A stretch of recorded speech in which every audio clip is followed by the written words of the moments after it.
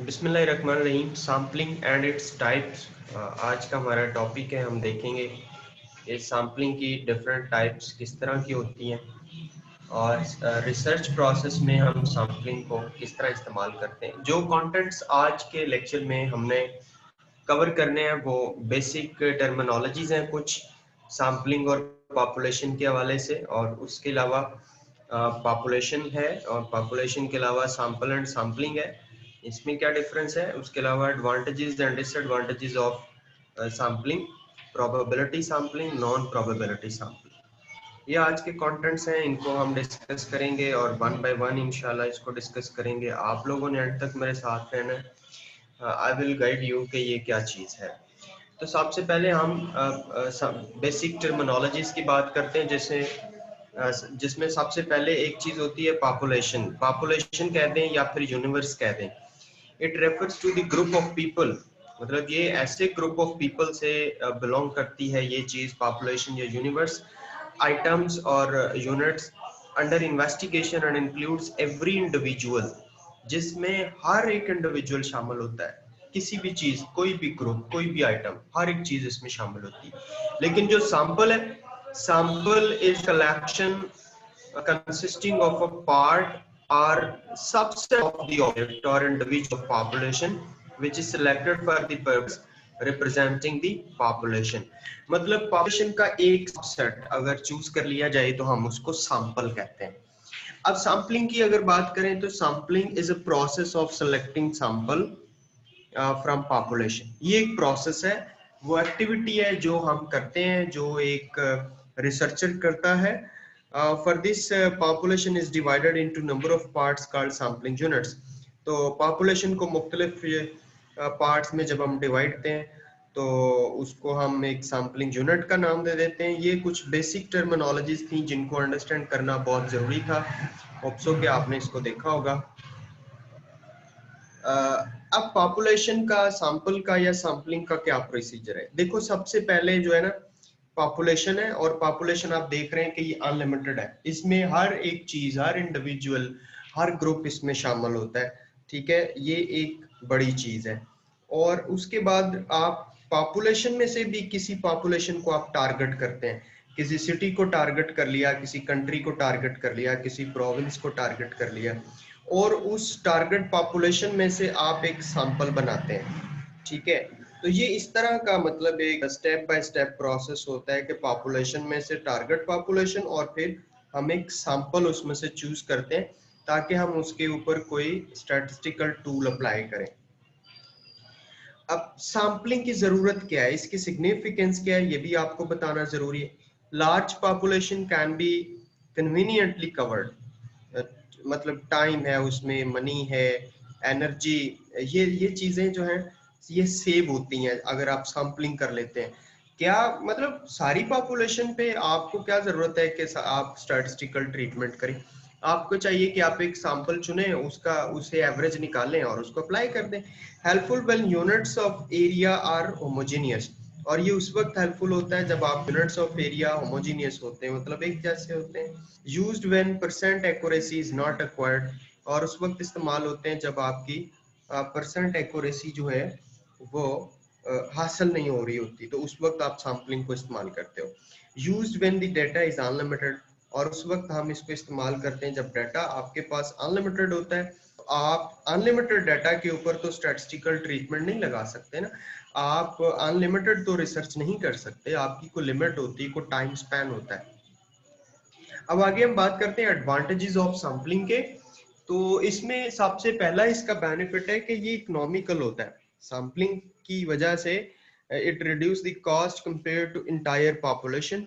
पूरी पॉपुलेशन पे आप टेस्ट लगाएंगे तो बहुत ज्यादा कॉस्ट आएगी। सैंपल पे अगर आप स्टैटिस्टिकल टेस्ट लगाएंगे तो जारी बात है कम कॉस्ट आएगी। Increase speed collection of data, analysis and interpretation of data etcetera take less time than the population. Time भी थोड़ा लगता है, स्पीड भी ज्यादा होती है। एक्यूरेसी की बात करें तो due to limited area of coverage, चूंकि आपने लिमिटेड एरिया ऑफ कवरेज को लेना होता है तो इस वजह से आपकी जो कंप्लीटनेस और एक्यूरेसी है वो पॉसिबल होती है। इसके अलावा रिपोर्ट की बात करें तो better report is established with the respondents, आप एक अच्छी रिपोर्ट उसे बना सकते हैं, थोड़े रिस्पोंडेंट्स आपके पास होते हैं which helps in validity and reliability of the result. अब उसकी वजह से क्या हो सकता है कि आपके जो रिजल्ट्स हैं वो हो सकते हैं कि जिनके ऊपर रिलाइट आ सके, और आपके जो रिजल्ट्स हैं वो वैलिड कहलाएंगे अगर आप सैंपल्स को इस्तेमाल करेंगे अपने रिसर्च प्रोसेस में। डिसएडवांटेजेस भी होते हैं सैम्पलिंग के, वो डिसएडवांटेजेस भी मैं आपके साथ जरूर शेयर करना चाहता हूँ। इसमें बायसनेस आ जाती है sometime, chances of bias selection leading to incorrect inclusion. Biasness का मतलब होता है कि जब आप खुद से किसी तरफ मतलब एक नुक्ता नजर रखते हैं और साइड लेते हो तो बायसनेस आ जाती है, जानबूझ के अंडर एस्टिमेशन या ओवर एस्टिमेशन किया जाता है। Selection of true representative sample का एक डिसएडवांटेज है, sometime it is difficult to select the right representative sample. आप सैंपल जितना मतलब उसका साइज चूज करना होता है उसे छोटा बड़ा चूज करते हैं, फिर एक्यूरेसी नहीं आती।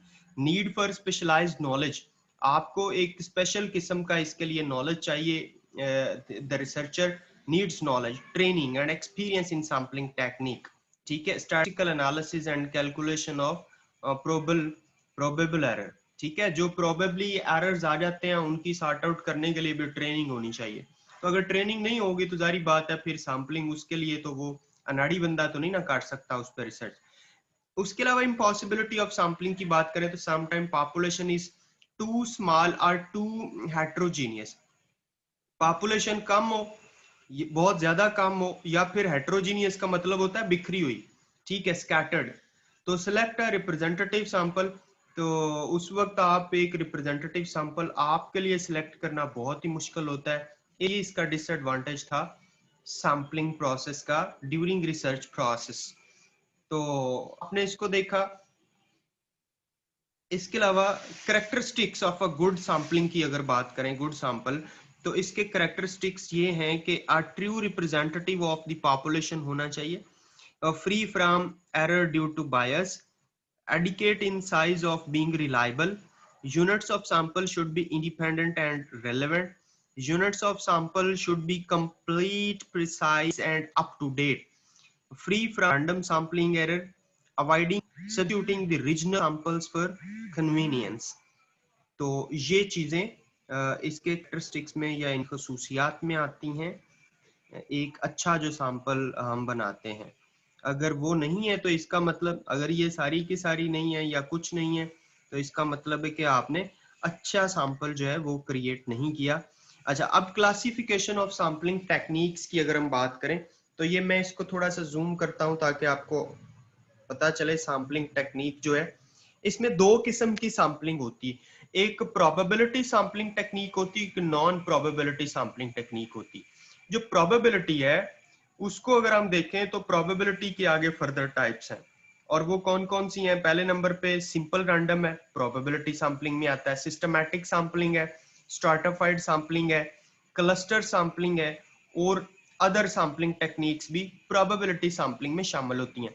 जबकि हम नॉन प्रोबेबिलिटी सैम्पलिंग की बात करें तो नॉन प्रोबेबिलिटी सैम्पलिंग टेक्निक्स की आगे फर्दर टाइप्स हैं, जिसमें कन्वीनियंस सैम्पलिंग है, जजमेंटल सैम्पलिंग है, कोटा सैम्पलिंग है और स्नोबॉल सैम्पलिंग है। स्नोबॉल सैम्पलिंग किसमें आती है? आपकी नॉन प्रोबेबिलिटी सैम्पलिंग में आती है। तो ये कुछ आपने इनका स्ट्रक्चर और इनके टाइप्स को आपने देखा। अब वन बाय वन के ये टाइप्स कौन सी क्या है और कैसे है हम उसकी बात करते हैं। टाइप्स ऑफ सैम्पलिंग पे जाएं तो प्रोबेबिलिटी सैम्पलिंग, पहले probability sample is one in which each member of the population has an equal chance of being selected. ठीक है, वो मतलब उसका आप ऐसे ही कह लें कि जैसे कुरा निकलता है, ठीक है, तो उसमें कोई भी जो एक मेंबर है पॉपुलेशन में से वो सिलेक्ट हो सकता है। नॉन प्रोबेबिलिटी सैम्पलिंग की बात करें तो non probability sample a particular member of the population being chosen is unknown। कोई भी उसमें से मेंबर चूज किया जा सकता है और वो अननोन होता है, उसका कोई पता नहीं होता।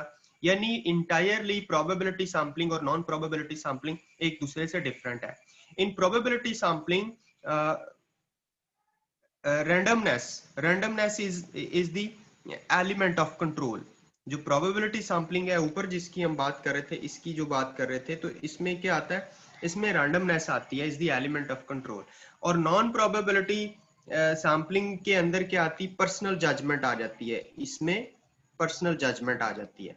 तो ये दो बेसिकली टाइप्स, और इनकी आगे फर्दर क्या टाइप्स हैं ये आपने अभी देखी। अब हम थोड़ा सा आगे बढ़ते हैं, तो हम प्रोबेबिलिटी सैम्पलिंग का प्लान देखते हैं। यहाँ पे आप देखें कि प्रोबेबिलिटी सैम्पलिंग जो है, इसमें एक सिंपल रैंडम होता है, सिस्टमैटिक होता है, क्लस्टर होता है और स्ट्रैटिफाइड होता है। मैं इसको जूम कर रहा हूँ और आप सबसे पहले सिंपल रैंडम सैंपल को देखिएगा। ये सिंपल रैंडम सैंपल की डेफिनेशन आपके, मैंने इसको जूम किया, जिसमें all elements are considered and each has equal chance of being selected. ये सिंपल रैंडम है। इसके अलावा सिस्टमैटिक की बात करें तो ये सिस्टमैटिक है, in which every nth element chosen started at random and picking every nth element in succession, यानी आने वाला हर एक nth एलिमेंट जो है वो पिक किया जाएगा उसमें से। ये सिस्टमैटिक होता है। इसके साथ अगर हम नीचे क्लस्टर को देखें तो when population divided into cluster, cluster होते हैं झुंड, groups, random sample of cluster is selected from as simple random design. Cluster के अलावा स्ट्रैटिफाइड रह गया हमारे पास। स्ट्रैटिफाइड की बात करें तो in it population is divided into सब पॉपुलेशन, यानी जिसे हम स्ट्रैटम भी कहते हैं, और सब्जेक्ट सिलेक्टेड रैंडमली, इसमें जो सब्जेक्ट है वो रैंडमली सिलेक्ट किया जाता है। सब पॉपुलेशन या स्ट्रैटम भी कहते हैं स्ट्रैटिफाइड सैंपलिंग। तो ये सैंपलिंग प्रोबेबिलिटी, जो प्रोबेबिलिटी सैंपलिंग है उसकी 4 टाइप्स जो है वो मैं आपको शेयर कर रहा था। होप सो कि आपने इसको अंडरस्टैंड किया होगा। अब प्रोबेबिलिटी सैंपलिंग की हम बात करते हैं। सिंपल रैंडम सैंपलिंग, जिसमें all members have the same chance probability of being selected, random method provides N unbiased cross selection of the population. लेकिन मैं आपको इसकी एग्जांपल शेयर करता हूं। ये एग्जांपल आपकी स्क्रीन पे आ रही है। We wish to draw sample of 50 students. हम चाहते हैं कि 50 स्टूडेंट्स के सैंपल को हमने चूज करना है from a population of 400 students. तो place all 400 names in a container. आप एक कंटेनर में डाल दें and draw out 50 names one by one, और उसको बिल्कुल ऐसे ही जैसे कि कुरा निकलता है, आपने वन बाय वन उसमें मतलब आपने न्यूट्रल होकर 50 लोगों को निकाल लेना है। तो अगर ये आपके पास प्रोसेस होगा तो ये सिंपल रैंडम सैंपलिंग कहलाएगा। आपको बात क्लियर हुई है एग्जांपल से? जी, एग्जांपल से बात क्लियर होगी है ना आपको? जी सर। अब थोड़ा आगे चलते हैं, हम सिस्टमैटिक सैंपलिंग की बात करते हैं। Each member of the sample comes after an equal interval from its previous member. ठीक है, ये सिस्टमैटिक सैंपलिंग हो। तो for example, for a sample of 50 students the sampling fraction is 50 over 400, यानी 1/8 इसका होगा।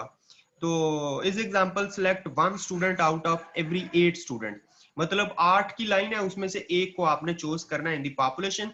The starting point for the selection is chosen at random, right? तो randomly आप 8 छोड़ के एक, फिर 8 छोड़ के एक, ये इस तरह आप करते हैं। ये सिस्टमैटिक सैंपलिंग होती है। होप सो कि आपने सिस्टमैटिक सैंपलिंग को भी अंडरस्टैंड किया। और सिस्टमैटिक सैंपलिंग के बाद स्ट्रैटिफाइड सैंपलिंग की हम बात करते हैं। मैंने पहले कहा कि ये क्लस्टर होते हैं, ये ग्रुप्स होते हैं। आप देख रहे हैं एक टोटल पॉपुलेशन है, तो फिर उसके बाद क्या कर लिया गया, उसको सॉर्ट आउट कर लिया गया स्ट्रैटिफाइड सैंपलिंग की तरह। उसको पॉपुलेशन को डिवाइड कर लिया गया इनटू स्ट्राटा। ठीक है, ये की ग्रुप्स उसके बनाए गए। तो स्ट्रैटिफाइड सैंपलिंग में क्या होता है कि population is divided into smaller homogeneous group और strata by some characteristic, and from each of these strata members are selected randomly. Finally, for each stratum using simple random or systematic sample method is used to select final sample. ठीक है, ये ऐसा इसका process है stratified sampling का। Hope so you understand about this. Now after stratified sample, look at it, cluster sampling.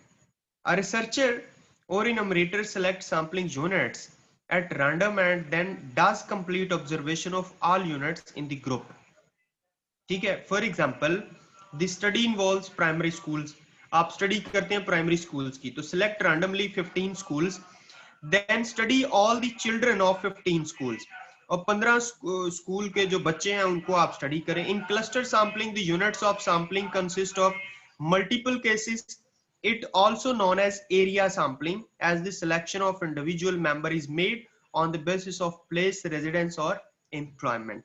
ठीक है, तो ये तरीका है क्लस्टर सैंपलिंग का।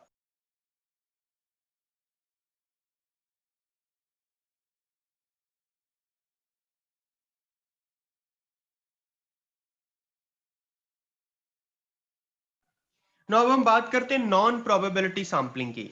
नॉन प्रोबेबिलिटी में मैं इसको थोड़ा जूम कर रहा हूं, इसमें कन्वीनियंस सैंपलिंग सबसे पहले हम डिस्कस करते हैं। कन्वीनियंस सैंपलिंग क्या होती है? Based on case of accessibility, और इसके साथ जजमेंटल होती है। तो जजमेंटल किसे कहते हैं? जहां पे deliberately select sample to conform to some criteria, आप खुद अपनी को पर्सनल राय दे देते हैं। स्नोबॉल सैंपलिंग की बात करें तो referred by current sample element, ये स्नोबॉल होता है कि जो चीज चल रही है ट्रक की बत्ती के पीछे सबको लगा दिया और सारे उसी को मानते जा रहे हैं। इसके अलावा कोटा सैंपलिंग आ गया। तो relevant characteristic are used to segregate the sample to improve its representatives. ठीक है, कोटा सैंपलिंग में क्या होता है कि रेलिवेंट कैरेक्टरिस्टिक्स को इस्तेमाल किया जाता है, उनको कैरेक्टरिस्टिक मतलब खुसूसियात को, ताकि सेग्रीगेट किया जा सके सैंपल को, टू इंप्रूव दी रिप्रेजेंटेटिवनेस, ताकि उसकी जो नुमाइंदगी है उसको बेहतर किया जा सके। ये कोटा सैंपलिंग होता है। प्रोबेबिलिटी, नॉन प्रोबेबिलिटी के अंदर ये 4 टाइप्स थी जो कि मैंने आपके साथ शेयर की। इनकी डेफिनेशन या इनका तरीकाकार मैंने आपके साथ शेयर किया। अब हम इनको सेपरेट वन बाय वन भी देख लेते हैं। नॉन प्रोबेबिलिटी सैंपलिंग में एक टाइप होती है पर्पसिव सैंपलिंग। ठीक है, in this sampling method the researcher selects a typical group of individuals who might represent the larger population, then collects data from this group, also known as judgmental sampling. अब इसमें भी क्या होता है कि जो रिसर्चर है वो एक पॉपुलेशन में से किसी एक बड़े जत्थे को, बड़े ग्रुप को ले लेता है, जिसे हम पर्पसिव सैंपलिंग कहते हैं। ये भी रिसर्च के अंदर इस्तेमाल होती है। ये कोई इतना अच्छा तो नहीं है, बट सम टाइम करना पड़ता है जबकि फोर्स का ज्यादा अमल दखल हो। इसके अलावा कन्वीनियंस सैंपलिंग है। It refers to the procedures of obtaining units or members who are most conveniently available. It consists of units which are obtained because cases are readily available. In selecting the incidental sample, the researcher determines the required sample size and then simply collects the data on that number of individuals who are available easily. ठीक है, तो ये convenience sampling है। इसके plan पर मैं अगर इधर को करूं तो आप करें। कन्वीनियंस सैंपलिंग के अंदर क्या है कि जो रीडर को जहां पे आसानी होती है कि जिस जहां से वो रिस्पांस ले सकता है वहां से वो उनको चूज कर सकता है। ठीक है, non purple figure in sample के अंदर जो है ना वो उसको चूज कर लेगा, वो उनके लिए कन्वीनियंट है। ये जो ग्रीन में बनाए हुए हैं, ठीक है, ग्रीन में जो बनाए हुए हैं ये उसके लिए कन्वीनियंट है, तो इसलिए वो उन्हीं को चूज कर रहा है। तो इस प्रोसेस को हम कन्वीनियंट सैंपलिंग कहते हैं। तो जी कन्वीनियंट सैंपलिंग के बाद हम थोड़ा सा आगे चलते हैं, तो हम बात करते हैं कोटा सैंपलिंग की। The selection of the sample is made by the researcher who decide the quotas for selecting sample from specified subgroups of the population. For example, एक interviewer है that might be need data from 40 adults and 20 adolescents in order to study students television viewing habits. ठीक है, 40 adult वो choose कर लेता है और 20 जो है वो एडोलेसेंट्स को चूज कर लेता है, और ये चेक करता है कि उनकी जो टेलीविजन जब वो देखते हैं तो उनकी क्या आदत होती हैं। तो selection will be 20 adult man and 20 adult women. ठीक है, ये वो चूज कर लेगा। 10 एडोलेसेंट गर्ल्स और 10 एडोलेसेंट बॉयज वो चूज कर लेगा। अब ये क्या किया उसने, ये कोटा सैंपलिंग की है कि लड़कियों की भी नुमाइंदगी और लड़कों की भी, और औरतों की भी नुमाइंदगी और बूढ़े मर्दों की भी नुमाइंदगी उसमें उसने की है। तो ये कोटा सैंपलिंग का एक प्रोसीजर होता है। अब ये लास्ट पे जो स्नोबॉल सैंपलिंग है ये बहुत इंपॉर्टेंट है। In snowball sampling the researcher identifying and selecting available respondents who meet the criteria for inclusion. यानी एक मतलब एक प्रोसीजर के लिए क्राइटेरिया चाहिए होता है ना, तो जो क्राइटेरिया को मीट कर रहा होता है उसे वो शामिल कर लेता है। After the data have been collected from the subject, the researcher asks for a referral of other individuals. ठीक है, उसके बाद वो दूसरे रेफरल्स को भी पूछता है जो उसको रेफर करते हैं, who would also meet the criteria and represent the population concern. ठीक है। इसमें चेन सैंपलिंग आती है, चेन रेफरल, सैंपलिंग रेफरल। ये मसलन आप अगर बात करें कि अभी ये एहसास प्रोग्राम है, तो एहसास प्रोग्राम के अंदर क्या किया कि उन्होंने देखा कि क्राइटेरिया क्या है, मतलब एहसास इमदाद का क्राइटेरिया क्या है। तो उन्होंने कहा जी जिसका पासपोर्ट ना हो, जिसके पास गाड़ी ना हो, जो कि 1000 से ज्यादा मंथली बैलेंस लोड ना इस्तेमाल करता हो, या जिसकी जमीनें ना हो या प्रॉपर्टीज ना हो या बाहर के मुल्क सफर ना किया, वो सारे एहसास इमदाद के अहल होंगे। ठीक है। तो ये क्या था, ये स्नोबॉल सैंपलिंग थी। उन्होंने क्राइटेरिया पे जो पूरा उतरता था उसको एहसास इमदाद में शामिल कर लिया। ठीक है। इसी तरह ये अपना बैंक, खुशहाली बैंक, या ये जो कश्यप फाउंडेशन, ये भी लोगों को बिला सूद जब कर्जे देते हैं तो यही देखते हैं कि 2-3 लोगों की कमेटी बना दी इकट्ठी, और वो एक दूसरे की साथ साथ वाली गलियों में रहते होते हैं, एक दूसरे को जानते होते हैं, और वो ये एक दूसरे के गारंटर होते हैं, और उनको वो लोन दे देते हैं, और उसके ऊपर वो लोग बिजनेस करते हैं। वो भी एक तरीका कार स्नोबॉल सैंपलिंग का होता है। अगर आपको स्नोबॉल सैंपलिंग अभी भी समझ नहीं आई तो मैं आपको बताता हूँ कि स्नोबॉल सैंपलिंग होती है। मैं आपको एक पिक्चर इसकी शो करने जा रहा हूँ स्नोबॉल सैंपलिंग की। ये देखें, इसमें क्या है, पीछे पर्सन एक है, फिर 3 हो जाते हैं, फिर हर 3 के आगे 3 हो जाते हैं। मतलब रेफर करता है एक बंदा, एक बंदे को रेफर करता है, वो एक बंदा आगे 3 बंदों को रेफर करता है। समझ रहे हैं? तो ये क्या, ये स्नोबॉल सैंपलिंग है कि आवाज एक है, काम एक है, प्रोजेक्ट एक है, राइट, लेकिन उसमें मेंबर्स जो हैं वो एक दूसरे को रेफर करके टीम को बड़ा करते जा रहे हैं। या चले आपको स्नोबॉल सैंपलिंग की अभी भी समझ नहीं आई तो मैं आपको एक और इसकी एग्जांपल शो कर देता हूं। ये देखें आप, ये स्नोबॉल सैंपलिंग है। ठीक है। सारे एक ही स्नोबॉल के पीछे लगे हुए हैं, राइट, और उसको वो पुश कर रहे हैं।